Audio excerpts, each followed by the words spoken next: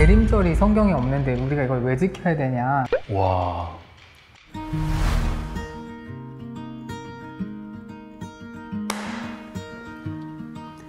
네, 안녕하세요. 비아의 신간을 소개하는 비아 언박싱입니다. 저는 비아 프렌즈 장민혁입니다. 안녕하세요. 저는 비아에서 이것저것을 맡고 있는 황윤아입니다. 편집을 찔끔 돕기도 하고 마케팅을 조금 하기도 하고 뭐 이것저것 사람도 만나고 도비 같은 거죠. 이거 나가도 돼요? 아. 대림절이 뭔지부터 얘기해 주시면 좋을 것 같아요. 뭐 대림절이라고 쓰는 교단도 있고요. 대강절이라고 쓰는 교단도 있고 뭐 영어로는 어드벤트입니다. 그러니까 대림, 오시는 걸 기다린다는 뜻이에요. 네. 예수님의 오시는 걸 기다리는 절기를 대림절이라고 부릅니다. 사순절에 비해서 좀 덜 알려진 것 같은 느낌이 저는 들거든요. 사순절은 약간 이제 예수님도 고난 당하셨으니까 나도 40일 동안 죽어보자 약간 이런 느낌이 있어서 사순절 특별 새벽기도 막 이런 게 있는데 맞아. 대림절은 특별 새벽기도를 안 해요. 저도 들어본 적이 없어요. 저는 이 두 가지 절기가 다 중요하고 왜냐하면 그리스도교의 핵심이 되는 두 개의 기둥이 성탄과 부활인데 네. 왜 부활에는 이렇게 막 40일 동안 막 굶고 막 이런 거 하는데 왜 대림은 안 할까? 막 고통, 막 고행 이런 걸 하라는 의미가 사실 전혀 아니고요. 그 기다리는 것이 더 애타게 기다릴수록 그 오셨을 때 기쁨이 저는 훨씬 커진다고 생각해요.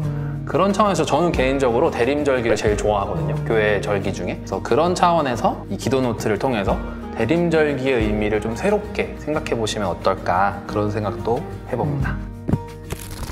네, 그래서 저희가 오늘 언박싱인데 최초로 책 없는 언박싱. 지금 책은 인쇄소에서 막 네, 그렇습니다. 뽑히고 있는 거죠, 그렇죠? 네. 네. 원래 책은 이런 식의 파일로 인쇄가 됩니다. 이게 잘 보일지 모르겠는데 저희가 표지에 다 의미를 조금씩 담잖아요. 그렇죠. 이거는 중간에 있는 것이 성탄이죠. 그리고 성탄을 둘러싸고 있는 교회력 대림절도 보라색을 쓰거든요. 그래서 그쵸. 이제 보라색을 기반으로 한 동심원들이 점점 성탄을 향해 모이고 있는 형태를 형상화한 표지고요. 언제나 그렇지만 비아 책에 들어가는 사파들은 편집장님이 직접 그리시는 게 있죠. 그래서 이번에도 그 의미를 담은 그림들을 배치를 해놨어요. 동방박사가 조금씩 가까이 다가가는 형태의 그림들이거든요. 네. 이게 그냥 그림만 보면 동방박사인갑다 이렇게 생각하시는데 주마다 약간씩 달라집니다. 네. 대림초는 그라데이션이 있습니다. 이 대림절 기도 노트도 테두리 색깔이 그라데이션이에요. 아, 진짜요? 그래서 1주는 되게 진한 보라고 2주는 조금 연한 보라, 3주는 더 연한 보라. 그리고 이제 4주부터는 사실은 은색, 좀 밝은 흰색을 표현하고 싶었는데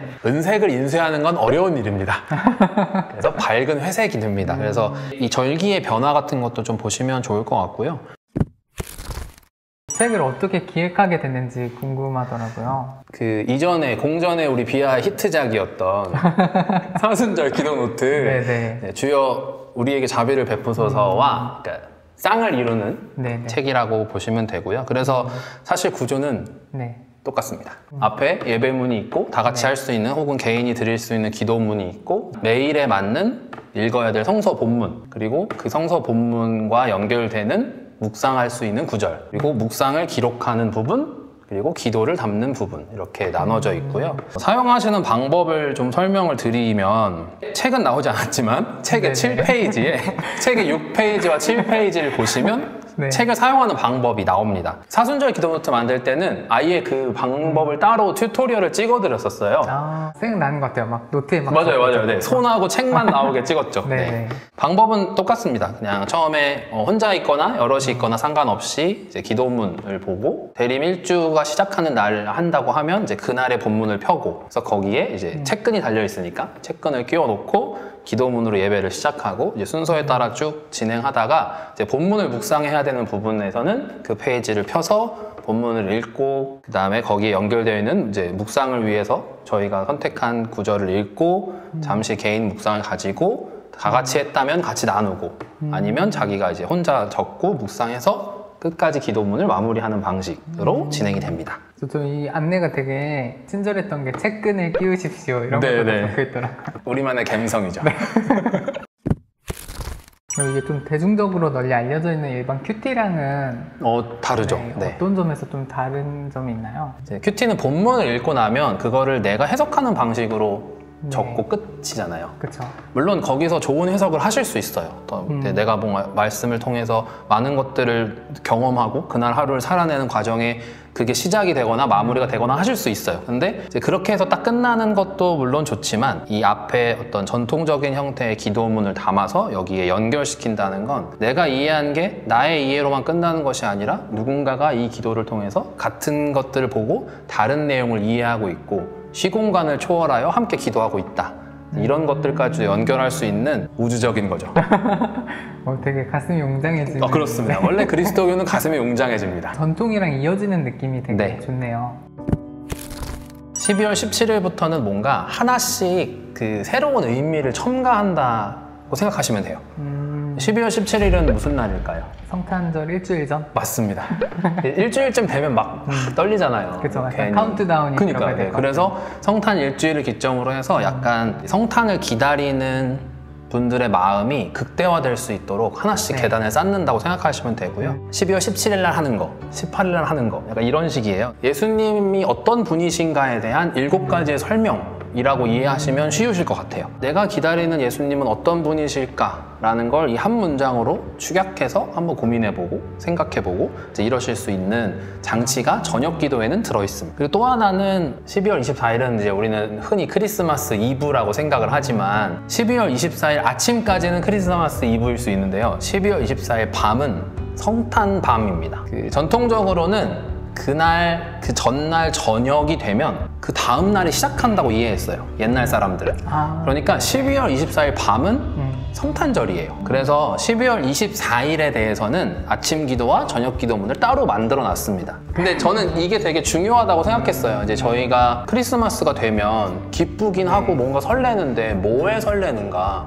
나는 어떤 감정 때문에 뭔가 이 벅찬 것들을 느끼는가를 잘 설명하지 못하는 것 같아요. 그리고 12월 25일이 되면 다들 놀러 가는 거에 바빠요.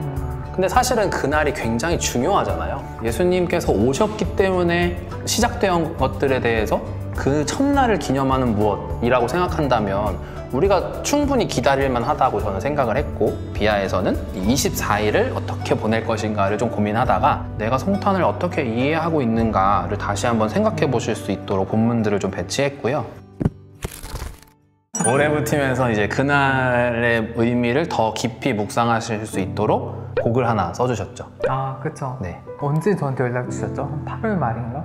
9월. 그쵸. 저희가 이 네. 책을 기획하기 시작할 때 우리 비아 프렌즈의 넘버원 오늘의 신학 공부와 함께 이 부분도 네. 콜라보를 좀 하자. 이렇게 얘기가 저희 팀에서 나와서 네. 그래서 제가 민영님한테 연락을 드렸죠. 제가 아침에 되게 잠결에 카톡 메시지를 봤던 것 같아요. 거절하셨어야 됐나요? 그러니까요. 그런 건 아니고 제가 원래 노래 만드는 걸 좋아하기도 하고 또 이렇게 강제로 만드는 걸 좋아하거든요. 뭔가 마감이 있고 압박이 있을 때 또 좋은 곡이 나올 때가 있어서 마감일까지 곡을 조금도 안 쓰다가 근데 왠지 그날 안 쓰면 이 곡을 못 쓸 것 같은 거예요. 그래서 제가 곡을 쓰고 연락을 드렸더니 오늘까지가 마감이었다고 해가지고 그 곡이 딱 나와서 신묘막측한 주님의 네, 그래서 하루만 늦었으면 저희가 이번에 같이 못 해보냈는데 네. 마침 곡이 잘 나와서 너무 또 흔쾌히 해주셔가지고 저희도 너무 감사했고요. 노래 제목을 고요히 내려오신 사랑 이렇게 정했거든요. 그래서 가사를 이제 어떤 식으로 할까 고민을 하다가 마침 그 로한 윌리엄스의 삶을 선택하라가 인상 깊은 대목이 있어서 그 예수님이 하늘과 땅을 통합하러 오셨다. 하늘과 땅이 이렇게 분리된 곳이 아니라 하나로 연결된다는 그 이미지가 되게 좋아서 그런 가사로 곡을 작업을 했습니다. 감사합니다. 그저 감사합니다. 그래서 제가 오늘 아침까지 음악 작업하다 왔거든요. 음원사에 곡을 넘기고 지금 촬영하러 왔어요. 그러면 이제 곡은 완전히 끝난 거네요? 네네. 그리고 저희도 뮤직비디오도 찍었는데 대림절 초 이렇게 딱 그라데이션으로 세워놓은 네네네. 네, 그것도 보실 수 있습니다. 사순절도 부탁드립니다. 대림절이 성경에 없는데 우리가 이걸 왜 지켜야 되냐 이렇게 생각하실 수도 있을 것 같아요. 와, 제가 지금까지 들었던 대림절의 설명 중에 제일 기억에 남는 게 있어요. 어떤 분이 설교에서 이런 비유를 해주셨는데, 우리가 누구를 기다리면 집에 손님이 오는데 그 손님이 너무 보고 싶은 분이었어요. 그럼 우리가 집에서만 기다리지 않거든요. 괜히 현관에 나가보고 아파트 앞에 나가보고 단지 밖에 나가보고 역 앞까지 가서 기다린단 말이에요. 그렇죠. 기다림이라는 건 저는 그런 의미가 있다고 생각해요.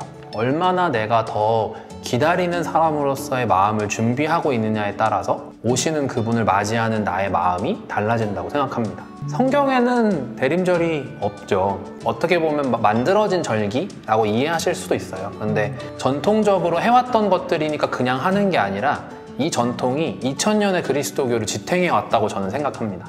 2000년의 그리스도교 역사 속에서 믿음의 선조들이 지켜왔던 전통, 그리고 지금도 다양한 방식으로 여러 교파에서 지키고 있는 전통들이 그리스도교의 다양함과 그리스도교의 깊이를 만들어낸다고 저는 생각하고요. 그런 차원에서 대림절을 충실히 보내는 것, 어떤 마음으로 메시아를 기다리는가, 가장 낮은 곳에 가장 작은 모습으로 오시는 그분을 나는 왜 기다리는가, 이런 것들을 묵상하기에는 저는 4주도 부족한 것 같아요. 이 책은 그 대림절을 기다리는 마음을 같이 갈 수 있는 동반자라고 생각해 주시면 좋을 것 같습니다.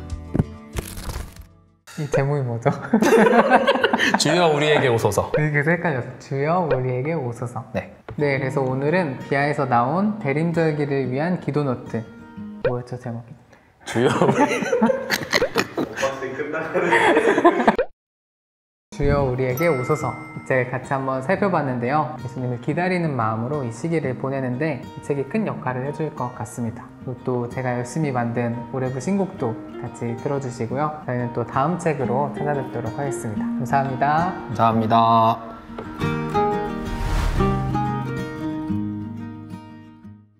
QR코드가 들어있습니다, 책에.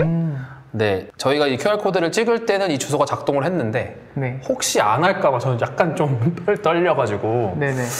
근데 제가 오늘 찍어봤는데 안 되더라고요. 안 돼! 비아 채널이나 오신공 채널에서 들으실 수 있습니다. 그래서 아니면 이거 판매할 때 이렇게 종이로 오려가지고 여기만 붙이고. 회심의 QR코드였는데.